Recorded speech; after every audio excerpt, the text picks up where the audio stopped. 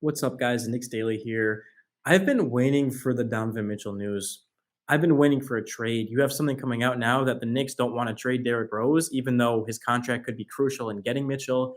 The whole thing is just confusing because without Donovan Mitchell, the New York Knicks might as well just go into a full-on rebuild, which with Coach Tibb and like Leon, I don't think they will. But if you think about it, the Knicks are probably a first round exit, maybe second round ceiling without Donovan Mitchell. With Donovan Mitchell, I think we can honestly make a run at the Eastern Conference Finals. It would be like if Randall is in shape and you've got Mitchell and RJ and Mitch, absolutely that team can make the Eastern Conference Finals. But without Donovan Mitchell, I do think that we should really just give a guy like Quentin Grimes a chance and give Obi a chance and give McBride a chance. Because if we're keeping Rose, well, now our point guards are Brunson, Derrick Rose, and Miles McBride. I feel like we're missing someone. Who am I missing?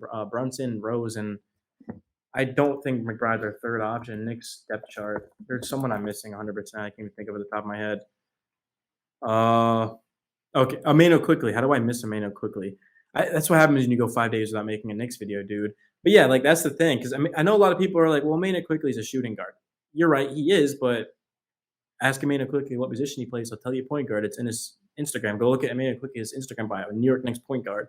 So Brunson quickly, Rose, and then McBride. So like Miles McBride, we know offensively he's not the greatest, but he is an amazing defender, and he honestly looked really good in the summer league as a playmaker and as a shooter. So I just want to see more McBride. Like, how can we jump to conclusions about him until we see him get more run? So I've always liked McBride a lot. And yeah, if we just don't get Mitchell, I really think we need to like give Cam Reddish more minutes, give Quentin Grimes more minutes. Obi Toppin should start, and then of course Jericho Sims, Mitchell Robinson, and Isaiah Hartenstein. We might even play Isaiah Hartenstein at the 5 and then Obi at the 4. We might play these guys together because then Isaiah Hartenstein can hit Obi on a cut. Maybe that would be our bench, but I just don't know how we're gonna be able to work in Julius Randle, Coach Thibodeau, and all these young guys. The Knicks are young, dude. Like RJ Barrett, Mitchell Robinson's in his mid 20s. Same with Isaiah. Obi's in his mid 20s. Cam's in his like early 20s. Quentin Grimes early 20s. McBride early 20s. Quickly is like 20, just turned 23 not too long ago. Sims is the same. Like the Knicks are a young team. There's no way in hell we're going to be a championship contender. So if we don't trade for Mitchell, then we might as well again just move on from Fournier, move on from Randall, move on from Coach Tibb, and just say, here's our young core. We've got all our picks, you know, everything out. But if we do get Mitchell, then it's like, well, Julius Randle sure as hell better come into shape. And Jalen Brunson and Donovan Mitchell defensively is a liability. But again, RJ Barrett and Mitchell Robinson will make up a lot for that. RJ can guard pretty much any position. Well, not centers, but RJ can guard wings and get guards. And then Mitchell Robinson, we know what he brings as a rim protector, which would be huge because, if we have the guards are kind of giving us trouble, well, Mitchell Robinson will make up for a lot of that. And Mitch can also guard the perimeter and switch pick and rolls because he's so damn athletic and fast. He's not like Rudy Gobert. And yeah, so like that's why it's really tough to talk and cover the Knicks because we don't know until Donovan Mitchell is traded or not. Because if you look at like Knicks report cards this offseason, they're all going to say incomplete because we don't know what is going on. Because if we do get Donovan Mitchell, we're going to end up giving up like Cam Reddish and I guess we wouldn't give up Rose, I guess, due to the reports. We're giving up Quentin Grimes, we're giving up McBride and Cam Reddish and maybe even Obi Toppin, hopefully not. But like we're gonna, and not to mention the 5-6 first round pick. So if we do bring in Donovan Mitchell, well, now we've got a completely different ballgame because I would keep Coach Tibb because I feel like Mitchell is the exact type of player that Coach Tibb would really like in his system. And then Julius Randle, we know what he brought, 2 seasons ago, All-NBA second team. And then Donovan Mitchell can recruit stars because stars would like to be in New York, but they also need someone next to them. Like, I'm going to give you a random example. Kevin Durant, I know this kind of hurts because he didn't come to New York, but let's say Kevin Durant was a free agent right now. Well, he's like, I'd love to play in the Madison Square Garden. I'd love to play for the Knicks, but I'd also love to play next to a star. And then, the Knicks don't really have a star. And RJ Barrett, Julius Randle, not really enticing. And again, RJ Barrett is like 22 or 20. Yeah, I think he's just turned 22. So like if RJ Barrett was 25, 26, sure, he's going to be a all-star. But right now, RJ Barrett obviously is like on the rise. But Donovan Mitchell is a star. Donovan Mitchell, averages almost 30 a game in the playoffs. He's got, he's won playoff series and he's a stud, man. So free agents are going to look at the Knicks and be like Donovan Mitchell, Julius Randle, RJ Barrett, Jalen Brunson, who we know what he brings as a playmaker and likes to move the ball. He can play with me because he played with Luka, so he can play with me, right? Mitchell Robinson, dude, he's got my back down low and can catch lobs. So that's the thing about the Knicks is like, which direction are we going?